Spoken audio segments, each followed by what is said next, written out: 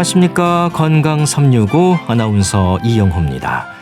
뇌졸중을 걱정하는 이유는 마비와 같은 후유증에 대한 부담뿐 아니라 또 갑자기 쓰러질 수 있는 응급 상황일 수 있어서입니다. 그런 만큼 전조 증상들에 민감할 필요가 있고 뇌 검사를 통해서도 위험을 확인할 수 있는데요. 뇌졸중의 진단에서 인공지능이 역할을 할 수 있습니다. 이 활용되고 있는 인공지능 시스템은 어떤 원리와 방법일까요? 의료진의 뇌졸중 진단에 어느 정도 도움이 되는지도 궁금한데요. 잠시 후에 살펴보겠습니다. 그리고 폐렴의 위험에 대해서도 오늘 알아봅니다. 건강 365 킹스싱어즈의 애니 로리로 시작합니다. KBS 라디오 건강 365 함께하고 계십니다. 뇌졸중을 진단하는 데 있어서 AI가 활용되고 있습니다. 의사의 진료에 있어서 AI는 어떤 역할을 할까요? 고려대 구로병원 신경과 김치경 교수에게 도움 말씀 듣겠습니다. 교수님 안녕하십니까? 네, 안녕하세요. 예, 이 뇌졸중에 대한 부담을 느끼는 분들 참 많습니다. 또 나이가 들면 들수록 더 불안감을 갖게 되죠. 질환 자체도 물론 당황스럽겠습니다만은 이 후유증이 무엇보다 문제이지 않습니까? 네, 뇌졸중은 생활 습관의 병이다 이렇게 말씀드리기 때문에 네. 보통 이제 평생에 누적된 그런 이제 위험 인자가 얼마나 뇌혈관에 나쁘게 영향을 미쳤느냐가 뇌졸중을 일으키고요. 그러다 보니까 아무래도 나이가 들수록 유병률이 급격하게 올라가는 질환입니다. 요즘 과거에 비해서는 이런 뇌졸중 급성 뇌경색이라든지 뇌출혈에 대한 치료가 좋아졌기 때문에 후유증이 없이 회복되는 경우도 50% 이상이긴 하지만 예. 그래도 나머지 50%는 마비라든지 보행장애, 인지장애 이런 것들과 같은 후유장애가 남습니다. 예. 노인 인구가 점점 더 많아지면서 뇌졸중의 위험과 발병률도 동시에 더 높아지지 않을까 싶습니다. 사실 이 뇌졸중 위험은 비단 우리나라뿐만이 아니고 전 세계적인 문제이지 않습니까? 그렇습니다. 사실 국내가 특히 이제 노인 인구가 많아지고 초고령 사회로 이제 접어들었다라고 이야기하고 있는데요. 예. 사실은 이제 국내가 좀 속도가 빠르긴 하지만 전 세계적으로도 이런 이제 노령화는 세계적인 문제로 알고 있고요. 그러다 보니까 특히 뇌졸중의 위험이 전 세계적으로도 높고요. 사실 선진국도 문제지만 조금 이렇게 개발도상국이라든지 아직 발전을 하고 있는 나라에서도 이런 이제 위험 인자 관리가 충분히 안 되고 있는 나라가 많습니다. 네. 특히 고혈압이라든지 당뇨병, 고지혈증 이런 만성 질환에 대한 위험 인자 관리가 잘 안 되고 있어서 위험 인자 관리는 안 되었는데 노령화는 되고 있고 이런 상태에서 뇌졸중의 위험은 전 세계적으로도 그 문제가 심각해지고 있습니다. 예. 자, 그런데 이 전조 증상으로 얘기되는 위험 신호들도 있습니다만 그 뇌졸중의 초기 증상이 다른 질환들과도 혼동될 수가 있잖아요. 좀 애매한 부분이 있죠. 네, 뇌졸중의 전조 증상이 굉장히 다양합니다. 예. 뇌에 일어나는 모든 이상이 다 연관이 될 수 있기 때문에 실은 한쪽으로의 팔다리 마비, 얼굴 마비, 언어 발음 장애와 같이 객관적으로 다른 분들이 옆에서 봤을 때도 명확하게 이상이 생기는 것은 좀 구별하기가 쉬운데요. 사실 두통, 어지럼증 이런 것들은 뇌졸중이 아닌데도 일어나는 경우가 많거든요. 네네. 그런데 이런 이제 두통, 어지럼증 혹은 이제 발음 장애긴 한데 주변 분들이 듣기에는 확실치 않다. 본인이 주관적으로 말이 좀 어눌하다든지 잘 안 나온다. 이런 것들은 때에 따라서 구별하기가 어려울 수 있습니다. 예. 자, 그런 뇌졸중의 위험을 진단하기 위해서 인공지능, 이 AI 기술이 활용된다면서요. 요즘 AI가 대세긴 합니다만 뇌졸중 진단까지 활용되네요. 네, 그렇습니다. AI가 우리 이제 전 생활의 영역에도 이제 침투하고 있고, 예. 특히나 이제 기술적인 부분에서는 당연히 굉장히 활용을 많이 하고 있는데요. 의료에서는 아직까지 AI가 완전히 의사를 대체했다든지 의료 기술을 대체하지는 못하고 있습니다. 왜냐하면 의료는 아무래도 이제 좀 더 안전하게 충분히 검증된 것들을 해야 되기 때문에 그렇죠. AI 기술이 당장 뭔가를 대체하지는 않고 있지만 그래도 인공지능 기술이 워낙 훌륭한 기술이 많아서 어떤 치료의 진단이라든지 치료의 과정을 보조해주는 그런 기술들은 도입이 되고 있고요. 예. 뇌졸중에서도 이런 진단 치료를 보조해주는 그런 기술들이 활발하게 도입이 되고 있습니다. 예, 그 사람의 목숨을 다루는 일에 AI가 뭐 주인공이 되기는 좀 어렵겠죠. 이제 보조적인 역할을 한다는 말씀이시네요. 예. 그 몇 년 전이었던가요? 교수님께서 정부 지원 사업으로 참여했던 인공지능 판독 시스템 연구라는 게 있었죠. 예. 그게 이제 임상에서도 지금 활용되고 있는 건가요? 네, 사실 이런 AI 기술 같은 경우는 우리가 그것을 이제 검증하고 하는 과정과 실제로 임상에서 사용하는 과정이 굉장히 짧게 걸립니다. 예. 이제 뭐 신약이라든지 이런 것들은 이제 굉장히 검증 과정이 긴데 아무래도 AI 기술 같은 경우는 이제 보조적인 역할로 주로 승인이 되기 때문에 이제 의사의 판단과 AI 기술을 결합해서 활용할 수 있기 때문에 실제로도 그래서 제가 참여했던 정부 지원 사업은 현재는 뭐 혁신 의료 기술, 뭐 혁신 의료 기기 뭐 이런 형태로 해서 실제로 임상 현장에서 직접 제가 진료 볼 때 사용을 하고 있습니다. 예, 직접 이미 사용이 되고 있군요. 예. 뭐 의사 선생님뿐만이 아니고 뇌졸중에 의심되는 분들 입장에서도 이게 어떤 효과를 줄 수 있을까 AI가 이제 궁금할 텐데 어떻습니까? 예, 그래서 실질적으로 지금은 아직까지는 이제 뇌졸중에 도입된 AI는 예. 환자분께 직접적으로 어떤 정보를 주기보다는 의사에게 이제 추가적인 정보를 주는 것들이 더 많습니다. 그래서 실제로 지금 도입되어 있는 것들도 의사가 이제 약을 선택한다든지 특히 뇌 영상을 해석, 특히 MRI나 CT 중에서도 CT에 의해서 혈관 조영술이 있는 그런 CT 영상을 해석하는 것에 AI, 인공지능을 활용하고 있고요. 네. 물론 아주 전문가들은 AI가 없어도 그걸 알 수가 있습니다. 그렇지만 이제 모든 의사분들이 다 뇌졸중의 전문적인 지식을 다 가질 수는 없기 때문에 네. 그리고 뇌졸중 환자가 굉장히 많고 사실 뭐 대형 병원에 가시는 분도 있지만 직접 클리닉에 가셔서 진료를 받고 하시는 분도 있기 때문에 이제 전체적인 의사분들 중에서 뇌졸중에 아주 전문적인 지식이 없는 분들이라도 AI 기술을 활용해서 네. 그런 뇌영상 검사를 해석하고 치료를 결정하실 때 추가적인 도움을 받을 수 있는 그런 기술들이 있습니다. 네. 그러니까 뇌졸중에 전문적인 지식이 없더라도 어느 정도 도움을 받고 의심이 된다면은 또 다른 쪽으로 의뢰를 할 수도 있으니까요. 예. 네, 맞습니다. 그러니까 그런 의뢰라든지 아니면 좀 더 추가적인 정보를 서로 교환할 때 의사소통하는 과정. 예. 제가 사실 아직 말씀드린 게 그래서 보조기구라고 말씀을 많이 드리는데 그렇죠. 뭐 과거에는 이제 그런 것들을 뭐 말하자면 이제 뭐 어떤 서류, 뭐 편지라든지 혹은 뭐 전화라든지 뭐 대면으로 만나야 된다든지 이런 식으로 서로 의사소통하는 것들이 좀 더 자동화된 시스템을 통해서 활용되고 있습니다. 네. 또 사람은 완벽할 수는 없잖아요. 조금의 놓치는 부분이 있는데 그런 걸 찾는데도 이런 AI 기술이 도움이 될 수 있을까요? 네, 그렇습니다. 사실 뭐 저희가 실수를 하지 말아야 되는 건 사실인데 의료라는 예. 거가 이제 아무래도 생명을 다루는 거고 또 이렇게 중한 질환을 다루기 때문에 어떤 걸 이제 놓치거나 실수를 하면 안 되지만 사실 이게 사람이 하는 일이기 때문에 100% 완벽할 수는 없거든요. 예. 근데 마찬가지로 AI도 100% 완벽할 수는 그건 당연하죠. 예. 하고 있습니다. 그래서 서로 이제 보완을 하는 관계 그렇게 서로 보완을 해서 조금이라도 더 정확하게 우리가 진단하고 그렇죠. 놓치지 않고 좀 더 좋은 약물을 선택해서 결국은 저희가 장기간 예방을 잘 하고 재발이 되지 않도록 하는 게 중요하기 때문에 예. 그런 측면에서 AI가 활용도가 있습니다. 예. 또 어떤 장점이 있을까요? 이게 이제 AI가 학습을 하는 기능이 있잖아요. 점점 더 이렇게 구분해낼 수 있는 기능이 더 향상되지 않을까 싶기도 한데 어떻습니까? 저는 크게 또 추가적으로 그런 이제 보조적인 역할에 더불어서 네. 한 2가지 정도의 추가적인 장점이 있다고 생각을 하는데요.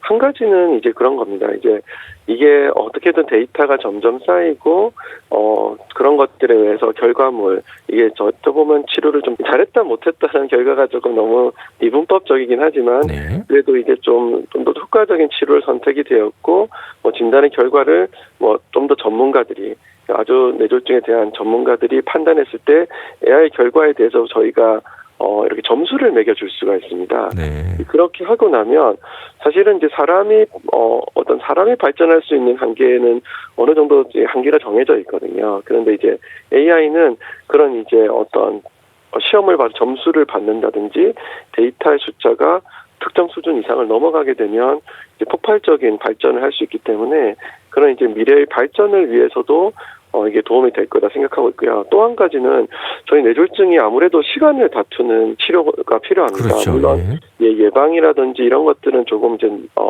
생각을 할 시간이 있지만 급성기 치료, 응급실이라든지 응급 상황에서 환자를 이송한다든지 서로 의사소통을 할 때는 한 명의 인력이라도 더 있는 게 저희가 필요하거든요.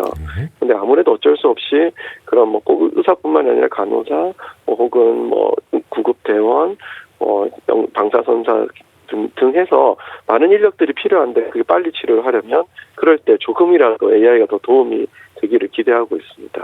예.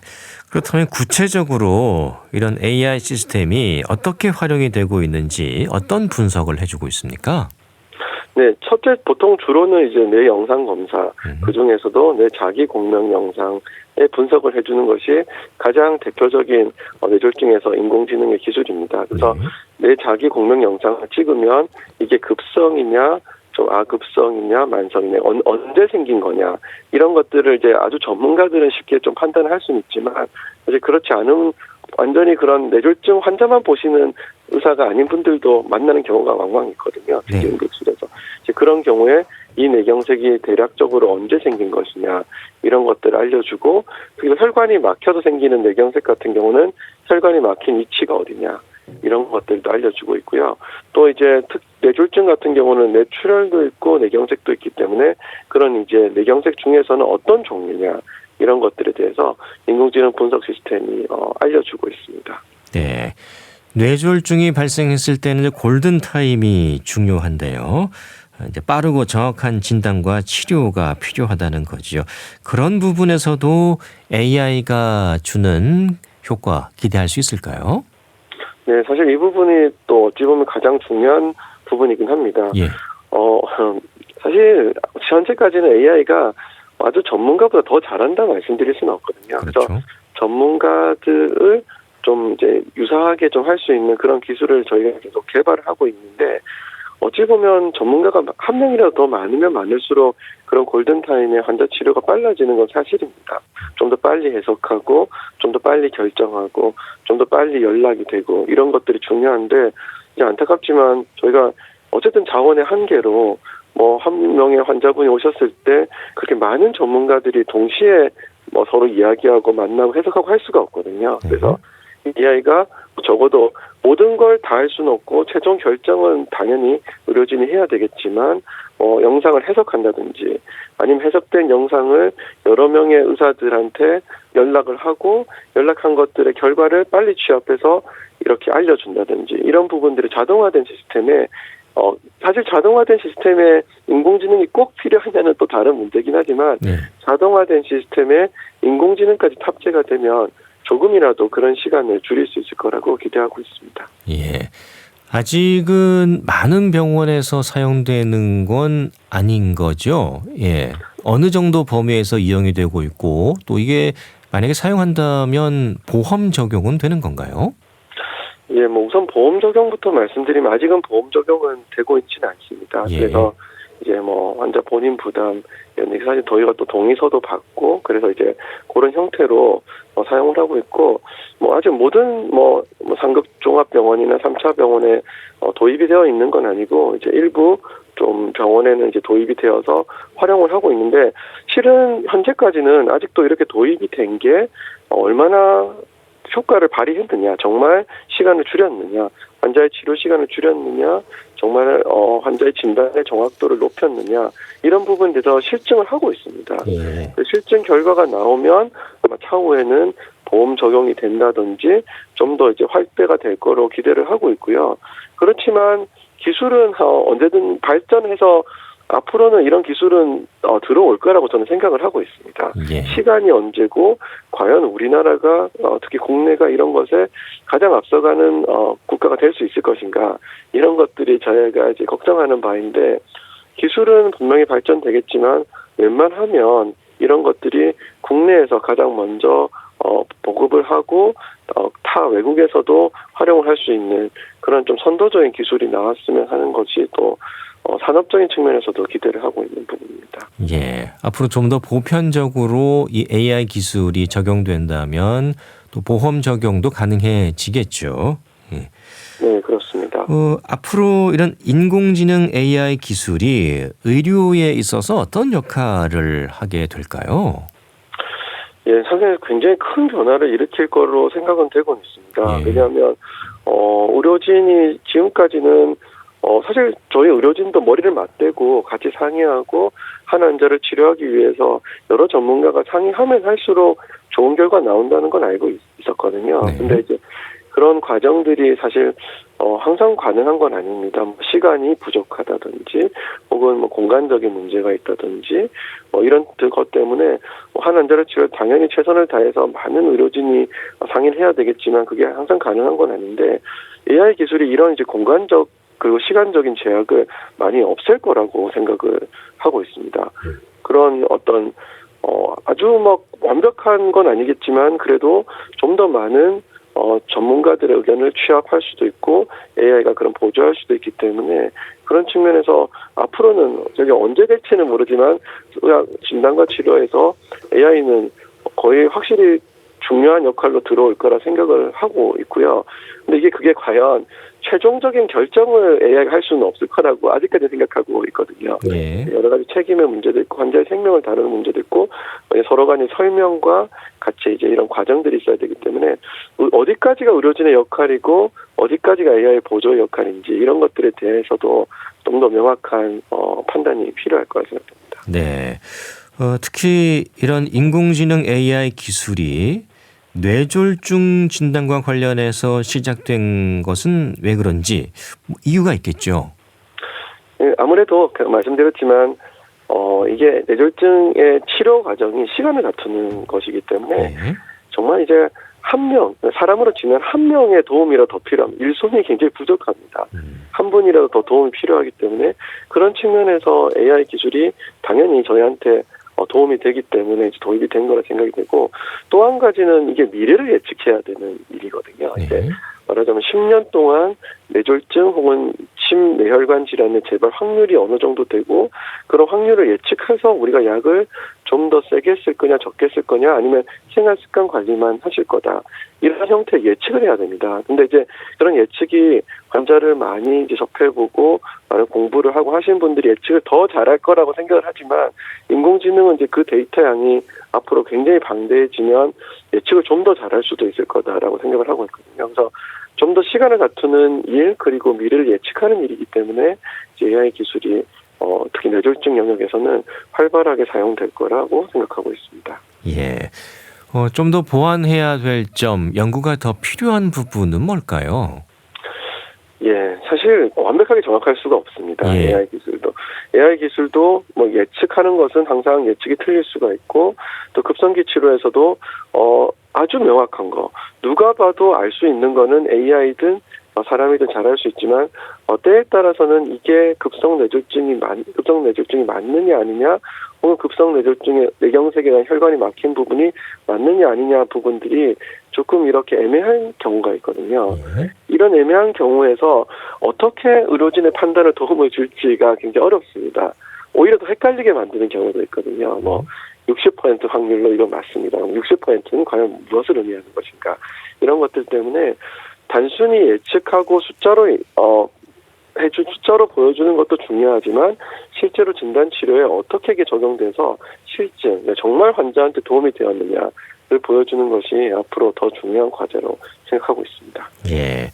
인공지능 판독 시스템이 뇌졸중, 특히 이제 급성 뇌경색의 위험을 미리 찾아낼 수 있는 데 도움을 준다는 건데 그 뇌경색하면 좀 조용하지만 치명적일 수 있는 질환으로 얘기되죠. 네, 맞습니다. 이게 조용하면서 치명적이다. 이 말이 사실은 좀 안 맞다고 생각하실 수는 있는데 예. 치명적이라는 이야기는 이제 급성으로 뇌졸중 갑자기 마비가 오고 말을 못하게 되는 어떻게 보면 갑자기 일어난 일이라서 어떻게 이런 일이 나에게 일어나지라고 생각하시는데 사실은 벌써 그전 10년, 20년 동안 혈관 상태는 이미 안 좋은 상태로 있는 경우가 많습니다. 그래서 이미 혈관은 50% 이상 좁아져 있지만 뇌는 혈류량을 최대한 유지시키려고 하기 때문에 혈관이 좁아도 어떻게든 다른 방법으로 혈류량을 유지시키거든요. 그래서 본인은 모르고 있다가 갑자기 일이 터질 수 있기 때문에 이 모르는 단계에서 예방하는 것이 워낙 중요해서 사실 조용하지만 치명적일 수 있는 질환으로 얘기하고 있습니다. 네, 그 오랜 시간에 걸쳐서 혈관이 좁아지고 이제 마지막에 막히게 되면 뇌경색이 오는 건데 그 사이 특별한 증상을 느낄 수 없다는 거죠. 예, 뭐 때에 따라서는 이제 미니 뇌졸중, 일관성 허혈 발작이다 이렇게 해서 수분이나 수십 번 정도의 이제 마비 증상이 있다가 없어지는 그런 일시적인 증상이 전조 증상으로 있었을 수도 있습니다. 예. 근데 없는 경우도 있거든요. 그래서 전조 증상이 없다고 해서 무조건 괜찮다 이렇게 말씀드릴 수는 없어서 그래서 항상 이제 위험 인자가 무엇인가 이런 부분들을 잘 알고 계시는 게 중요합니다. 그래서 고혈압, 당뇨병, 고지혈증, 심장 질환 특히 그중에서 부정맥, 흡연 이런 것들이 굉장히 주요한 위험 인자라는 것을 알고 계셔야겠습니다. 예, 그래서 예방과 조기 발견이 중요할 텐데 이 중년 이후에는 뇌 검사를 한번 받아보는 게 좋다고 하더라고요. 어떤 검사를 말하는 건가요? 네, 그래서 요즘 이제 건강검진에서 사실 뇌나 뇌혈관을 가장 이제 자세하게 볼 수 있는 검사는 뇌자기 공명 영상, 그 중에서도 뇌자기 공명 영상 중에서도 혈관을 조형해주는 그런 영상들이 이제 가장 자세하게 볼 수는 있습니다. 그래서 그런 것들도 많이 하고 계신데 사실 이제 모든 분들이 다 촬영해야 되는 건 아니라고 생각을 하고 있고요. 우선은 이제 위험 인자, 고혈압, 당뇨병, 고지혈증, 심장질환 중에서도 관상동맥 질환과 그다음에 부정맥, 특히 심방세동 같은 부정맥, 흡연 이런 이제 대표적인 위험 인자가 두 가지 이상이 있을 때는 쭉 한번 검진을 받아보시고 고려를 해보실 필요가 있고요. 사실은 이제 그런 위험 인자가 한 가지 혹은 이제 없거나 하는 경우에도 혹은 이제 뇌혈관 상태를 확인해 보고 싶다고 하시면 저는 보통 추천드리는 게 경동맥 초음파 검사를 좀 추천을 드립니다. 예. 아무래도 이제 초음파이기 때문에 몸에 위에도 없고 경동맥이라는 곳이 가장 우리 몸에서 동맥 경화가 잘 생기는 곳이거든요. 거기가 그래서 그 부분을 보더라도 다른 뇌혈관이나 심장 혈관들을 유추할 수 있기 때문에 우리가 이제 위험 인자가 있는지를 잘 판단하시고 혹은 뇌혈관의 첫 번째를 확인해 보고 싶으시면 경동맥 초음파 검사 정도는 확인해 보시는 것을 추천을 드리고 있습니다. 네, 그 위험 인자들이 있는데도 이렇게 뇌와 관련된 검사를 실제로 받는 분들은 많지 않은가 봐요. 예, 사실 이게 위험 인자가 있음에도 근데 보통 위험 인자를 조절하시는 분들은 오히려 받으시고요. 예. 위험 인자를 조절하지 않는 분들이 안 받으시기 때문에 이게 이제 문제라고 생각을 하고 있습니다. 위험 인자를 조절을 잘 하면 사실 너무 자주 받으실 필요는 없거든요.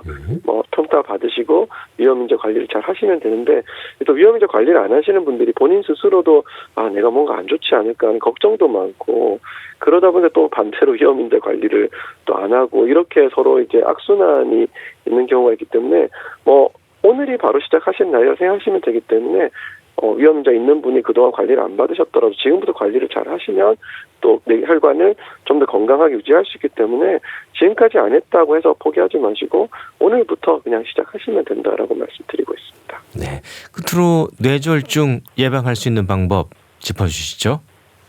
예, 그래서 기본적으로는 우리가 이제 위험 인자를 잘 아시는 게 중요하고요. 이런 위험 인자들이 생활 습관과 굉장히 관련이 많습니다. 그래서 식이라든지 운동, 체중 조절 이런 것들이 가장 중요하다라고 말씀을 드리고 있고 이런 것들 기본을 갖춘 다음에 이제 추가적인 영양제, 건강 보조식품들에 대해서 저에게 이제 많이 물어보시는데 사실 기본을 하시는 게 꼭 중요하다고 말씀드리고 있습니다. 그래서 규칙적인 식사를 하시고 하루 3끼 너무 많은 양이지 않는 폭식을 하지 않는 방법에서 식사를 하시면서 신선한 야채라든지 아무래도 튀긴 음식 그리고 고기 비계와 같은 고체 형태의 육류 지방이 많은 그런 것은 줄이시고 충분한 단백질과 그리고 이제 식물성 오일, 오메가3가 많은 어류와 같은 것들을 잘 섭취하시는 게 중요하시고 당연히 이제 규칙적인 운동도 하셔야 되기 때문에 주 2회 적어도 이상은 조금 땀이 나는 정도의 운동과 그리고 근력 운동을 병행하시라고 말씀드리고 있습니다. 네, 오늘 도움 말씀 여기까지 듣겠습니다. 고맙습니다. 네, 감사합니다. 고려대 구로병원 신경과 김치경 교수였습니다. KBS 라디오 건강 365 함께하고 계십니다. 장 레드패스의 매기 듣고 계속 이어가겠습니다.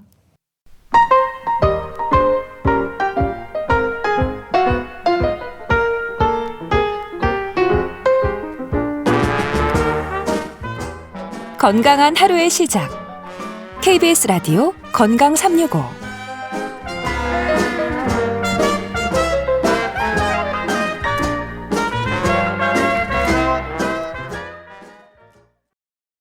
KBS 라디오 건강 365 함께하고 계십니다. 폐렴은 폐 조직에 생기는 염증입니다. 감염성 질환이지요. 이 독감으로 기침이 심해지면서 폐렴으로 이어지기도 하는데요. 열이 나고 가래도 생기고 폐렴을 의심할 수 있는 증상들이 많습니다. 폐렴의 위험, 국립정신건강센터 건강증진과 백현욱 교수에게 도움 말씀 듣겠습니다. 교수님, 안녕하십니까? 네, 안녕하십니까. 네, 이 폐렴은 그 흉부 엑스레이를 찍으면 바로 알 수 있습니까? 어떤가요? 그렇죠. 증상만 갖고 우리가 감기냐 폐렴이냐 구분하기는 어려우니까 예. 진단을 위해서 우리가 먼저 하는 거는 흉부 엑스선 촬영을 찍어서 폐렴에 합당한 어떤 뿌연 음영 증가 이런 것들이 발견되면 우리가 폐렴이라고 진단을 합니다. 예, 혈액 검사나 가래균 검사도 하는 것 같던데요. 맞습니다. 네. 우선 병원에 가면 의뢰하는 검사가 혈액인데 예. 혈액 검사를 1차로 할 때는 사실은 염증 정도를 파악하기 위해서 하는 게 1차 검사고요. 그리고 객담 검사, 즉 가래 검사를 하면은 그것을 염색도 하고 또 배양도 해서 어떤 균이 자라는가를 보고요. 아울러서 혈액에서도 혈액 배양 검사가 가능하고요. 그 외에 항원 검사 등을 실시해서 어떤 균이 원인이고 폐렴이 확실한가를 검사를 하게 됩니다. 네, 그 주변에 보면 폐렴에 걸리신 분들이 종종 있더라고요. 특히 이제 기침을 그렇죠. 계속 하다가 폐렴으로 이어졌다고도 하시던데, 네. 또 독감이 유행하고 있는 시기여서 걱정인데 이 독감 증상이 폐렴으로도 이어질 수 있습니까? 가능합니다. 예, 독감이란 건 독감 바이러스 감염을 의미하지 않습니까? 예, 근데 폐렴은 세균만이 아니라 바이러스나 다른 다양한 원인에 의해서도 걸릴 수가 있거든요. 그래서 독감이 바이러스 감염이긴 하지만 그 자체가 폐렴이 진행될 수도 있고 또 아니면 2차적으로 추가 세균 감염이 되어서 거기로 인해서 폐렴이 동반될 수 있기 때문에 네. 감기가 심하건 독감이 오래가건 폐렴 가능성은 있다고 생각을 하고 너무 오래 끌 때는 병원 가셔서 검사하셔야죠. 당연하죠. 예, 그 증상은 일반적인 감기 또 독감하고도 좀 많이 비슷한 것 같은데요. 그렇죠. 예. 폐렴이건 감기건 독감이건 기침 날 수 있고요. 또 열이 날 수 있고 그것 때문에 또 오한 같은 거 동반되는 거는 어떤 면에서는 공통적입니다.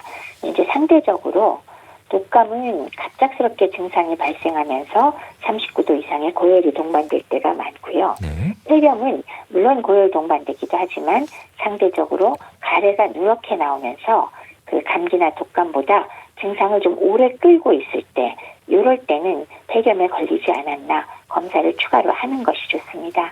다만 여기서 노인의 경우는 열이나 기침 없이 그냥 입맛이 떨어지거나 피로하거나 축 처지거나 의식이 안 좋아지는 것 이런 증상밖에 안 나올 때가 있으니까 예. 노인은 조금 더 신경을 써야 될 필요가 있습니다. 열이나 기침이 없어도 폐렴일 수가 있는 거군요. 특히 네. 어르신들은요. 맞습니다. 갑자기 의식이 없어지면 더 위험할 수도 있겠습니다. 네, 예. 병원 바로 모시고 가십시오. 그러니까요. 이제 폐렴이 감염성 질환, 이게 옮아서 걸릴 수 있다는 거잖아요. 그럼 네. 세균 바이러스가 가장 큰 원인으로 봐야 될까요? 그렇습니다. 아무래도 세균이 가장 흠하고 그거 외에 이제 바이러스, 곰팡이 여러 가지 감염이 원인이 될 수가 있는데 예. 역시나 세균 감염이 가장 흔하고 대표적인 것이 폐렴 구균으로 알려져 있죠. 근데 그것 이외에도 화학물질이나 아니면 우리가 음식 같은 거 토하거나 구토물 같은 물질을 흡입하거나 밥 먹다가 잘못 삼키거나 등등 흡입성 폐렴이라고 부르는 물질 흡입에 의해서도 폐렴이 걸릴 수가 있고요. 또 방사선 치료를 폐 쪽에 쬐었을 때 역시 폐에 비감염성, 즉 감염이 아닌 염증이 생길 수도 있기는 합니다. 예. 화학 물질이나 음식물에 의해서도 폐렴은 생길 수가 있다는 거군요. 그렇습니다. 폐렴의 치료 기본적으로는 항생제 처방인가요? 조기에 적절한 항생제를 투여하는 것이 가장 중요하다고 해도 됩니다. 예. 일반적으로 지역사회에서 발생한 폐렴의 경우는 우리가 세균성 폐렴이라고 가정을 하고 경험적인 항생제 치료를 하게 되고요. 이제 뒤늦게라도 원인 미생물이 밝혀지면 그에 적합한 항생제를 선택해서 치료하면 되죠. 근데 이렇게 말씀을 드려놓고 나서 궁금하지 않나요? 무슨 말이냐면 네. 앞서서 원인 중에서 비감염성 폐렴 혹은 세균 아닌 바이러스나 혹은 곰팡이 감염 같은 것도 폐렴을 일으킨다고 말씀을 그렇죠. 드렸잖아요. 예. 근데 웬 항생제, 예. 항생제로 될까? 그런 궁금증이 사실 생기잖아요. 그렇죠. 그래서 그런 경우에도 비감염성으로 시작된 폐렴일지라도 2차적으로 세균 감염이 동반되는 경우가 많기 때문에 아, 예. 항생제가 위주가 될 때가 많고요.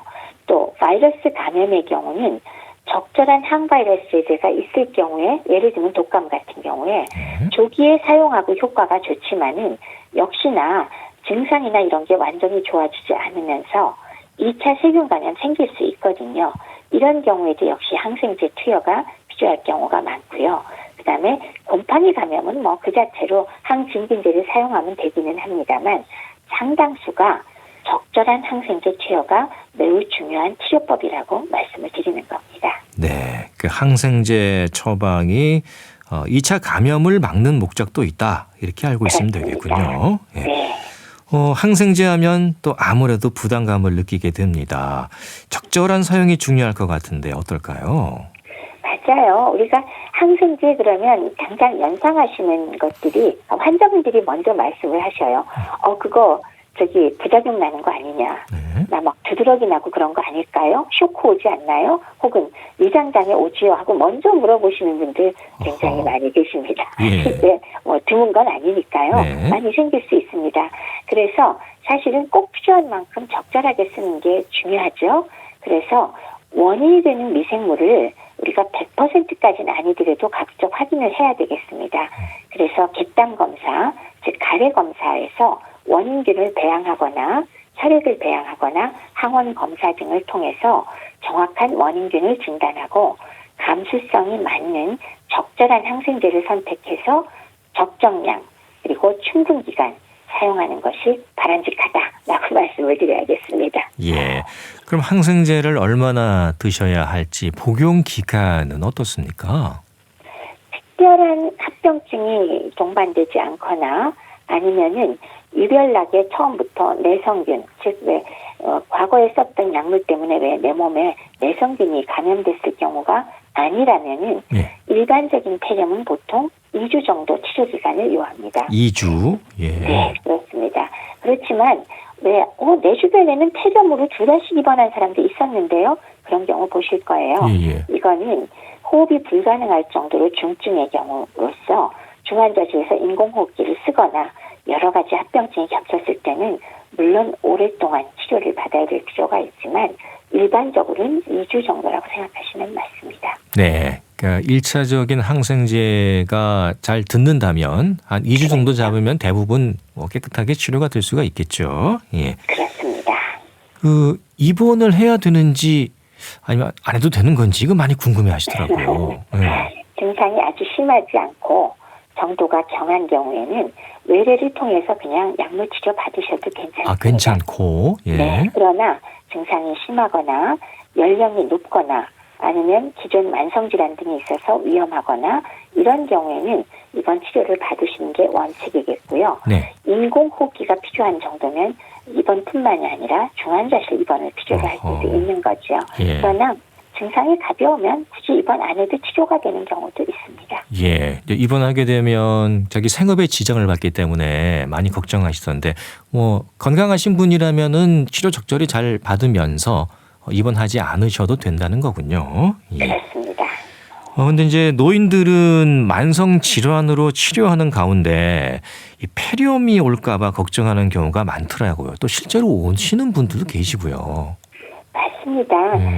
폐렴을 사망까지 이르게 하는 두 가지 중요한 요인 한번 꼽아보세요. 그러면 저희가 뭘 꼽냐면 네. 연령, 좀 나이가 많은 것. 예. 두 번째가 만성질환이거든요. 그렇군요. 그래서 암이나 당뇨병 같은 기존 만성질환이 있으면 아무래도 면역력이 약해지잖아요. 그래서 폐렴에 잘 걸리고 치료도 또 쉽게 되질 않으니까 폐혈증으로 사망할 가능성이 굉장히 높겠죠. 예. 그리고 노인, 연령이 높은 경우는 노화로 인해서 대부분 폐기능과 면역력이 함께 크게 떨어져 있습니다. 그래서 폐렴 걸리면 역시 잘 이겨내지 못하고 진행 속도도 매우 빠르게 진행됩니다. 그래서 노인이 폐렴에 걸리면 건강한 성인과는 달리 사망에 이르기도 쉽고 아주 치명적이 되잖아요. 근데 지금 말씀드린 그대로 노인에서 만성질환은 뗄래야 뗄 수가 없는 관계잖아요. 예. 대부분 만성질환을 갖고 계시죠. 따라서 두 가지 위험 요소를 함께 갖추고 있으니까 이거는 정말 치명률이 올라가는 거 당연히 우리가 상상할 수가 있지요. 그런데다가 노인은 아까 제가 잠깐 말씀드렸듯이 증상 자체가 기침갈에 열이 없이도 단순히 기력이 떨어지는, 의식이 흐려지는 이런 비정형적인 증상을 보일 때도 많기 때문에 조기 치료가 늦어지는 경우도 있단 말이에요.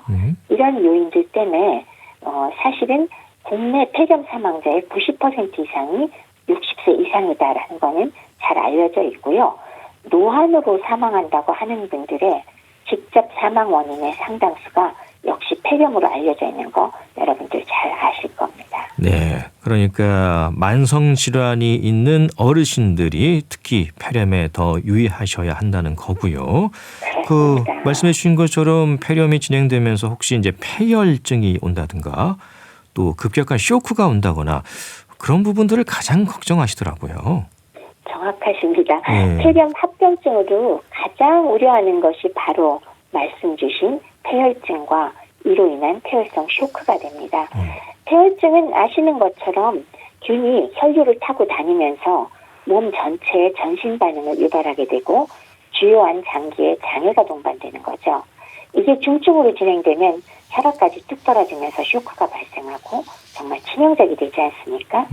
이런 중증 폐혈증과 폐혈성 쇼크의 경우 치명률이 무려 각각 20 내지 35%까지 그리고 쇼크에 빠졌을 때는 40 내지 60%니까 절반 절반이네요. 예. 네, 사망에 이를 정도로 아주 심각하고 그리고 위험한 상태를 얘기하게 되니까 긴장할 수밖에 없지요. 예.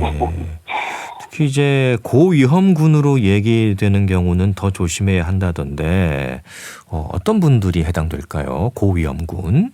고위험군은 여태까지 우리가 계속 말씀을 드렸지만은 예. 면역력이 약한 상태가 누굴까? 연령이 매우 높은 노인군은 당연히 들어갈 거고요. 아니면 아주 어린이, 영아 내지는 5세 이하 당연히 들어갈 거고 그것 이외에 만성질환을 갖고 있거나 면역 저하를 유발하는 여러 가지 질환을 가지고 있는 환자가 전부 다 고위험군에 속하고 이 경우에는 폐렴은 바로 치명적인 질환으로 통하게 되죠. 실제로 국내 3대 사망 원인이 최근에 와서 암, 심장 질환과 함께 폐렴이 꼽히게 됐습니다. 예. 2023년도 통계청의 사망 원인 통계에 따르면 폐렴 사망자가 29,422명, 약 3만 명 정도가 되는데 예. 암과 심장 질환에 이어서 세 번째로 많다고 하네요. 그래서 하루 평균 80명 이상이 폐렴으로 사망하고 있다고 합니다. 어마어마한 숫자고요. 고령층을 중심으로 폐렴이 중요한 사망 원인이 되는데 폐렴 사망자 10명 중 말씀드렸듯이 10명 중 9명이 65세 이상 고령층이다. 다시 한번 강조해드리고 싶습니다. 예. 폐혈증, 이게 좀 무섭네요. 또 다른 이 폐렴으로 인한 합병증이 있을까요? 역시나 가장 중증은 우리가 노상 폐혈증을 꼽기는 하는데 예. 그것 말고 국소적으로 좀 골치 아프게 치료가 잘 안 되는 합병증들이 어떤 것이냐면 예. 늑막 사이에 물이 고이는 흉수, 물이 찬다. 예. 예, 또 거기에 그러니까 늑막염이라고 부르고 늑막염에 물이 찬다 그러죠. 그다음에 그 부위에 고름이 차는 농흉 그리고 폐 자체에 또 고름이 차오르는 폐농량 같은 이런 합병증이 생길 수가 있는데 예. 이 경우는 치료 기간이 매우 오래 가는 경우가 많고요. 네. 또 이것들을 특별히 또 다 배농도 시켜야 되기 때문에 시간이 오래 걸리고 아주 고생을 많이 하게 되어 아이고, 있습니다. 그렇군요. 그럼 초기에 치료를 잘 하시는 게 중요하겠습니다. 자, 이 독감이나 폐렴구균에 의한 폐렴은 그 예방 백신이 있지 않습니까? 그렇죠. 우리 독감은 뭐 매년 맞는 거 우리가 계속 강조해드리고 65세 이상 무료니까 꼭 맞으셔야 되고요. 그럼 폐렴은 어떻게 되느냐? 역시나 폐렴도 폐렴구균의 경우는 예방 백신이 도움이 크게 됩니다. 그래서 고위험군들은 폐렴 예방 백신을 맞는 것이 도움이 되는데 누구냐?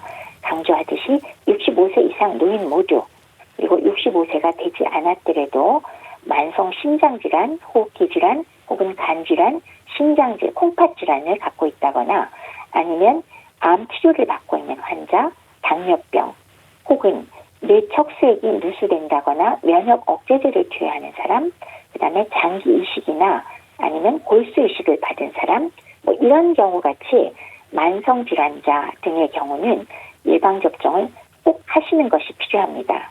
그러면 어떤 결과를 원하냐? 폐렴구균에 감염됐을 때 예방 백신을 맞은 분들은 치명적인 합병증은 어느 정도 줄일 수가 있어서 얼마큼 줄일 수 있냐 궁금하잖아요. 예. 네, 65세 이상 고령의 경우 무려 75%까지 줄여줄 수 있다고 합니다. 네. 그리고 당뇨병이나 심혈관계 질환 같은 만성 질환자의 경우는 65 내지 84%까지 그러니까 비슷합니다. 예방 효과가 있는 것으로 알려져 있으니까 네. 꼭 맞으시는 게 도움이 될 거고요. 항상 강조하고 있지만 65세 이상 고령자는 폐렴 백신 무료 접종이 가능합니다. 59년생 이전에 태어나신 분들은 무료 접종 대상이니까 아직까지 맞지 않으신 분들 꼭 맞으시고요. 예. 인플루엔자 백신과 동시 접종도 가능하니까요. 꼭 맞으십시오. 예. 예방 접종 시기 뭐 놓친 거 아니냐, 늦은 거 아니냐라고 생각하시는데 지금이라도 맞는 게 좋다는 거죠. 독감은 보통 이제 11월, 12월에 다 맞으시라고 권고하지만 예. 이것 역시도 왜 4월 이전에 그 효과 있는 걸 기대하면 1월, 2월까지도 맞을 수는 있잖아요. 근데 재밌는 건 폐렴은 매년 맞는 게 아니잖아요. 예. 그렇기 때문에 계절과 관계없이 아직까지 제대로 맞지 않으셨으면 지금 바로 맞으시면 됩니다. 평생을 통해서 한 번 내지 두 번이면 되거든요. 네. 그렇기 때문에 지금 당장이라도 아직 맞지 않으셨으면 맞으러 가시면 좋겠습니다. 네. 늦었다고 생각할 때가 가장 빠른 거다. 그렇게 생각하셔야겠습니다. 예. 아무튼 기침이 좀 오래 간다거나 또 가래, 발열 증상이 심할 때 이때는 폐렴 검사 한번 받아볼 필요가 있겠죠. 그렇죠. 예. 그래서 일반적으로는 사실은 뭐 폐렴까지 생각하는 것을 젊은 사람은 그렇게 엄격하게 할 필요는 없지만은 65세 이상인데 감기 증상이 있다가 열도 나고 기침 가래가 3일 이상 계속되네? 이 경우는 바로 병원을 찾아서 폐렴 여부를 확인하셔서 치료가 필요하면은 바로 조기 치료를 하는 것이 도움이 되겠습니다. 예, 알겠습니다. 오늘 폐렴에 대한 도움 말씀 들었습니다. 고맙습니다. 네, 감사합니다. 국립정신건강센터 건강증진과 백현욱 교수였습니다. KBS 라디오 건강 365 로드 스튜어트의 매기 메이 들으면서 모두 마치겠습니다. 아나운서 이영호였습니다. 고맙습니다.